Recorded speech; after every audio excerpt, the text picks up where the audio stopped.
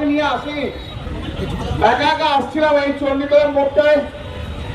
বিজেপির লোকেরা চিৎকার করে গালাগাল দিয়ে মাথায় দূর থেকে ঢিলকি বল, বড় হিউজ বল ছুড়েছে। আমি বুঝতে পারছি না, আমার মাথা দিয়ে রক্ত বেরোচ্ছে। আমি তা সত্ত্বেও আমি আপনাদের কাছে বলতে এসছি একটাই কথা, আমার আর বলার মতো শক্তি নেই, আমার সত্যি বলার মতো শক্তি নেই। আপনারা বাংলার মানুষ, আপনারা চণ্ডীতলার মানুষ, আপনারাই বিচার করবেন যে এই যে গুন্ডাগর্দি করছে, এই যে এমপিদের যে মারছে, এটা কি ঠিক হচ্ছে? এখানে কোনো জনরোষ টনরোষ নেই।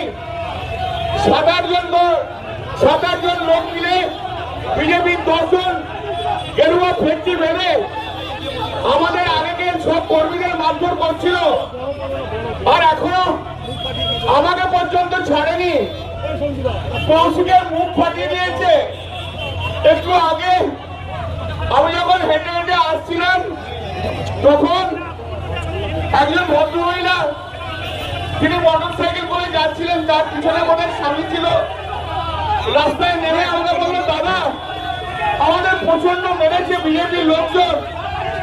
সারা পশ্চিমবাংলায় যেভাবে